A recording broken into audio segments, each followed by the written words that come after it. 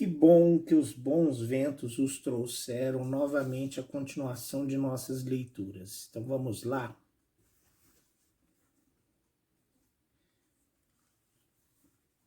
Duzentésima, quadragésima terceira noite. Saui, moído com pancadas, levantou-se, ajudado dos seus escravos, com muito trabalho, e teve a maior mortificação ao ver-se todo enlameado e ensanguentado. Encostou-se aos ombros de dois escravos e nesse estado foi direto ao palácio à vista de todo mundo, com uma confusão tanto maior quanto ninguém tinha dó dele. Chegado que foi debaixo das janelas do quarto do rei, pôs-se a gritar e a implorar justiça de um modo compassivo. Mandou chamar o rei e logo que apareceu perguntou-lhe que o maltratara e pusera no estado em que se achava. Senhor, clamou Saui, basta estar no valimento de vossa majestade e ter alguma parte nos vossos sagrados conselhos para ser tratado do modo indigno como se vê que acabam de tratar-me. Deixemos essas coisas, replicou o sultão, contar-me só como se passou isso e quem é o agressor. Bem saberei fazê-lo arrepender se não tiver razão. Senhor, disse então Saui, contando a coisa a seu favor, tinha ido ao mercado das mulheres escravas para comprar uma cozinheira de que precisava. Cheguei lá e ouvi que apregoavam uma escrava com 4.000 peças de ouro. Mandei a trazer e garanto-vos, jamais se viu ou se verá uma tão bela. Apenas a examinei com uma satisfação extrema, logo perguntei a quem pertencia e soube que Noureddin, filho do defunto vizir Cacã, queria vendê-la. Vossa Majestade lembra-se de ter mandado dar 10.000 peças de ouro a esse vizir há 2 ou 3 anos e de ter encarregado de comprar uma escrava por essa soma? Tinha empregado na compra desta, mas em vez de a trazer a vossa majestade, não o julgou digno dela e deu-lhe de presente a seu filho. Desde a morte do pai, o filho bebeu, comeu e gastou muito, gastou quanto possuía, e não lhe ficou senão esta escrava que resolvera por fim vender, e que na realidade vendiam em seu nome. Mandei-a vir, e sem lhe falar da prevaricação, ou antes da perfídia de seu pai para com vossa majestade, disse-lhe com a maior cortesia do mundo, Noureddin, os mercadores, como me consta, puseram a vossa escrava em 4.000 peças de ouro. Creio que, picando-se uns aos outros, a fariam subir a mais alto preço. Aconselho-vos que me deis por 4.000 peças de ouro, e vou-la comprar para dela fazer um presente ao sultão nosso senhor e amo, a quem falarei vantajosamente da vossa pessoa. Valerá isto muito mais do que poderiam dar-vos os mercadores. Em vez de responder com cortesia, o insolente encarou-me com ar de ameaça. Malvado velho, disse-me ele, mais estimaria dar gratuitamente a minha escrava a um judeu do que vender-te. Porém, Noureddin, repliquei sem agastar-me, ainda que para que tivesse um grande motivo, não considerais, quando assim falais, que injuriais o sultão, que fez vosso pai o que era, assim como me fez a mim o que sou? Esta advertência que eu devia brandar escandalizou ainda mais. Lançou-se logo a mim como furioso, sem atender à minha idade e ainda menos à minha dignidade. Derribou-me do cavalo e maltratou-me quanto quis, pondo-me no estado em que vossa majestade me vê. Suplico-lhe que considere que pelos seus interesses sofro uma afronta tão manifesta. Proferidas essas palavras, baixou a cabeça e voltou-se para deixar correr as lágrimas em abundância. O sultão, enganado e enfadado contra Noureddin, à vista desse discurso cheio de artifício, deixou ver no seu rosto sinais de grande cólera.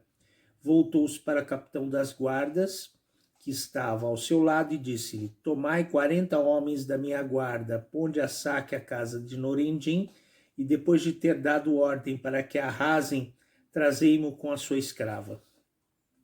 Não estava ainda o capitão das guardas fora do quarto, quando o oficial da câmara, que ouvira dar esta ordem, tinha já tomado a dianteira. Chamava-se Sangiar, e fora em outro tempo escravo do vizir Cacã, que o introduzira na casa do sultão, onde foi subindo gradualmente. Sangiar, cheio de reconhecimento para com seu antigo amo e de zelo para com Nurendin, que vira nascer e conhecia desde muito tempo o ódio de Saui contra a casa de Cacã, estremeceu ao ouvir aquela ordem. A ação de Nurendin, disse consigo, não pode ser tão negra como Saiu a contou. Previu o sultão contra ele, e o sultão manda justiçar Nurendin sem dar-lhe tempo de se justificar. Correu com tanta pressa que chegou a tempo de o avisar do que acabava de passar-se no palácio e dar-lhe lugar a pôr-se em fuga com a bela peça.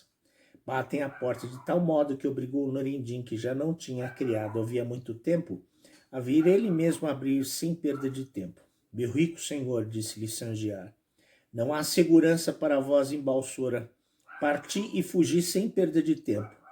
A razão disso, replicou Nurendin, que pode haver que me obrigue a partir tão apressadamente? Parti, digo-vos, replicou Sangiar, e levai consigo a vossa escrava. Em 2 palavras acaba Saui de contar ao sultão de modo que quis o que se passou entre vós e ele, e o capitão das guardas vem com 40 soldados prender-vos a vós e a ela. Aceitai essas 40 peças de ouro para vos ajudar a procurar asilo, mais vos faria se tivesse. Desculpai-me se não demoro mais. Deixo-vos com pesar, para bem vosso e meu, pelo interesse que tenho em que o capitão das guardas não me veja. Sangiar deu só a Nurendin o tempo de agradecer-lhe e retirou-se. Nurendin foi dar parte à bela peça da necessidade em que estavam um e o outro de ausentar-se imediatamente. Ela tomou seu véu e saíram de casa. Tiveram a felicidade não só de sair da cidade, sem que ninguém tal percebesse, mas também de chegar à embocadura do Eufrates, que não ficava distante, e de embarcar-se no navio pronto a fazer-se vela. Com efeito, ao tempo de chegarem, o capitão estava sobre a tolda no meio dos passageiros. Filhos, perguntava-lhes ele, estáis todos aqui? Alguém tem ainda que fazer ou esqueceu alguma coisa na cidade? A isto respondeu cada um que estavam ali todos e que podia largar quando quisesse. Embarcado que foi Nurendin, perguntou aonde ia o navio e alegrou-se muito sabendo que ia para Bagdá. Mandou o capitão levantar a âncora, fez-se a vela e afastou-se o navio de Balsora com vento muito favorável. Eis o que se passou em Balsora enquanto Nurendin escapava à cólera do rei com a bela peça. Chegou o capitão das guardas à casa de Nurendin e bateu à porta. Como viu que ninguém abria, mandou arrombar e entraram de tropel os seus soldados. Buscaram por todos os cantos e recantos e não acharam Nurendin nem a sua escrava. Mandou o capitão das guardas indagar e perguntou ele mesmo aos vizinhos se os tinham visto. Ainda que tivessem visto, como todos estimavam Nurendin, não houve um sequer que dissesse coisa que o pudesse prejudicar. Enquanto saqueavam e arrasavam a casa, foi levar esta nova ao rei. Que os procurem em qualquer parte que possam estar, disse o rei. Quero que os tragam aqui. Foi o capitão das guardas fazer novas diligências e o rei mandou o vizir Saui para uma casa com honra. Ide-vos, disse-lhes, e não vos dê cuidado e castigo de Nurendin, virgar-vos-ei da vossa insolência. Para pôr tudo em obra, mandou ainda o rei anunciar por toda a cidade pelos pregoeiros públicos que daria 1000 peças de ouro à pessoa que lhe trouxesse Nurendin e a sua escrava, e que faria castigar severamente o que os tivessem escondido.